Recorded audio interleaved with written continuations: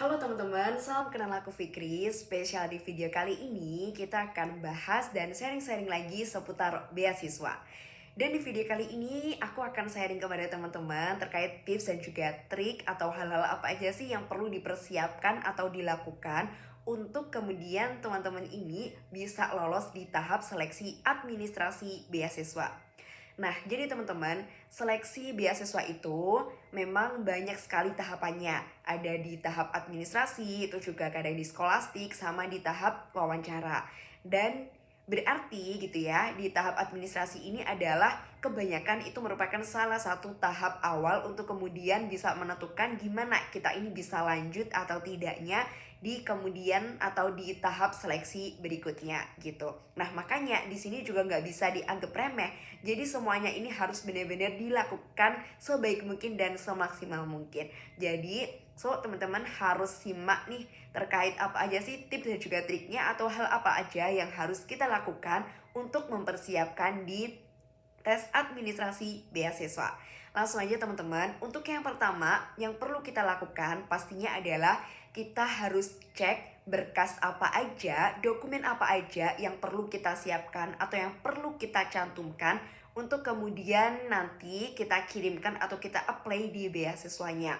Dan di sini kuncinya adalah teman-teman harus teliti, oke? Kenapa harus teliti? Karena biasanya di beberapa beasiswa itu pastinya kebutuhan dokumennya itu akan berbeda-beda dan aturannya itu juga beda-beda. Jadi nggak bisa disamain antara beasiswa A, B, dan C gitu. Jadi teman-teman benar-benar harus teliti. Telitinya adalah teman-teman harus benar-benar lihat nih bagaimana persyaratan dari dokumen-dokumen ini nanti ketika harus dicantumkan. Misalkan dokumen ini harus dokumen yang asli. Terus misal dokumen yang satunya mungkin boleh dilampirkannya dalam bentuk fotokopian atau sebagainya. Tapi yang ini harus asli. Nah, di sini teman-teman harus benar-benar teliti. Takutnya kalau misalkan nanti nggak sesuai dengan ketentuan atau persyaratan dari berkas yang harus dicantumkan tersebut, tentu ini juga akan menjadi suatu problem atau kendala saat nanti kita meng-apply di bagian administrasinya ini. Gitu ya teman-teman. Jadi benar-benar harus teliti karena pastinya itu akan beda-beda persyaratannya, baik itu tiap dokumen atau tiap beasiswa. Nah, lalu teman-teman harus menyiapkan dokumen atau berkas-berkas ini dari jauh-jauh hari. Kenapa kok harus dari jauh-jauh hari?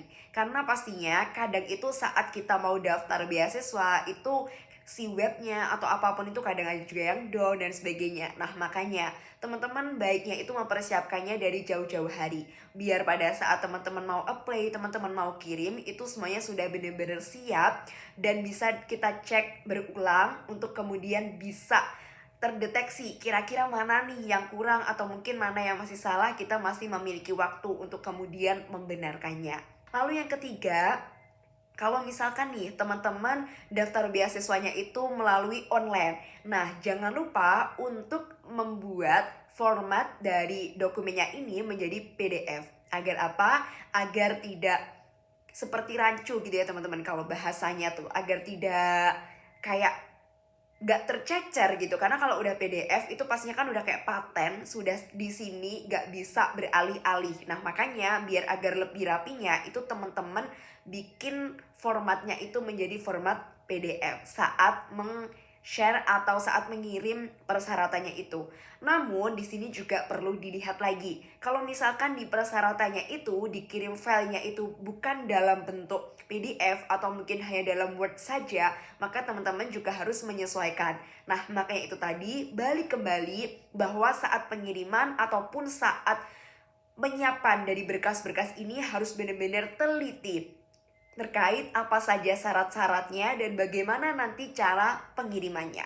Nah, kalau misalkan daftarnya secara offline, untuk yang paling mudah pastinya harus dipakein klip atau mungkin di staples. Tapi lebih semuanya bisa dengan pakai klip saja ya teman-teman, agar filenya atau berkasnya itu tidak rusak begitu. Nah, terus yang keempat, kalau misalkan teman-teman diminta untuk bikin motivation letter atau essay, itu jangan lupa untuk teman-teman juga menyesuaikan nih dengan ketentuan-ketentuan dari syarat-syarat apa aja yang harus dicantumkan dalam essay atau motivation letter tersebut. Karena biasanya itu kerangkanya atau isi-isinya tuh beda-beda ya teman-teman, tiap beasiswa. Jadi silahkan mencantumkan ini itu atau apa aja gitu di dalam motivation letter tersebut. Namun kadang juga ada yang beda. Kalian harus mencantumkan misal kayak bagaimana diri kita atau profil diri, lalu kemudian pengalaman, organisasi atau kontribusi. Nah, namun ada juga mungkin beasiswa yang ternyata tidak diminta untuk mencantumkan poin-poin tersebut atau mungkin hanya beberapa poin lain saja. Nah, makanya di sini teman-teman juga harus benar-benar untuk teliti terkait apa saja yang harus dicantumkan dalam essay atau motivation letter tersebut. Karena pastinya dari essay atau motivation letter ini juga akan masuk dalam penilaian seleksi administrasinya. Nah, terus yang terakhir, jangan lupa teman-teman untuk benar-benar hati-hati nih saat mengirimkan berkasnya atau saat menggunakan semua berkasnya. Itu benar-benar teman-teman harus menggunakan berkas yang asli, no plagiasi, oke? Jadi benar-benar harus pakai berkas yang asli, berkas yang benar-benar distempel, berkas yang benar-benar tanda tangan resmi. Jangan sampai teman-teman pakai dokumen atau berkas yang mana di situ berkasnya tuh nggak asli atau palsu, ataupun mungkin diplagiasi tadi teman-teman bikin essay-nya tuh plagiasi, motivation letter-nya tuh plagiasi. Jangan ya teman-teman, harus benar-benar fix dari punya kita sendiri dan nggak boleh palsu. Makanya itu tadi teman-teman harus benar-benar menyiapkannya juga dari jauh-jauh hari. Jangan sampai karena kepepet lalu teman-teman pakai dokumen yang palsu atau berkas yang palsu. Jangan banget. Karena pastinya ini juga akan berimbas ke depannya nanti teman-teman. Makanya itu lebih baik untuk teman-teman menyiapkan dari jauh-jauh hari dan kemudian kita bisa dengan leganya bisa mengirimkan berkas-berkas yang memang di sini dibutuhkan. Oke? Nah, jadi jangan lupa ya teman-teman, jangan pakai yang palsu atau plagiasi, harus pakai yang asli. Nah, lalu kalau kita sudah menyiapkan beberapa hal tersebut, sudah melakukan beberapa hal tersebut, jangan lupa ya teman-teman untuk selalu mengcek ulang sebelum teman-teman mengirimkan berkasnya di web pendaftaran beasiswanya. Jangan sampai misalkan urutannya fail, itu pertama harus misalkan dari transkrip nilai dulu atau mungkin ijazah dulu atau apa, itu benar-benar harus diperhatikan juga teman-teman, agar saat nanti dicek, misalkan dari ceknya itu dengan memakai teknologi, otomatis akan mudah terdeteksinya. Karena kadang jika misalkan sudah diatur, lalu kemudian dokumen kita atau berkas kita itu belum sesuai dengan ketentuannya, nanti akan kesulitan saat pengecekannya. Dan tentunya nggak mau kan kalau misalkan berkasnya kita ini ternyata nggak kedeteksi hanya karena nggak urut format dari dokumen tersebut gitu. Nah, kurang lebih sebenarnya itu aja ya teman-teman, hal-hal yang harus dipersiapkan saat kita menjalankan atau melakukan tes di bagian tahap administrasinya ini. Yang pasti teman-teman harus benar-benar teliti, terus juga harus selalu mengecek apa saja aturannya, persyaratannya yang harus dicantumkan, berkas apa aja harus disiapkan. Terus juga kalau misalkan pakai motivation letter atau bikin essay, itu jangan lupa untuk pakai yang benar-benar ori, bikinan kita sendiri.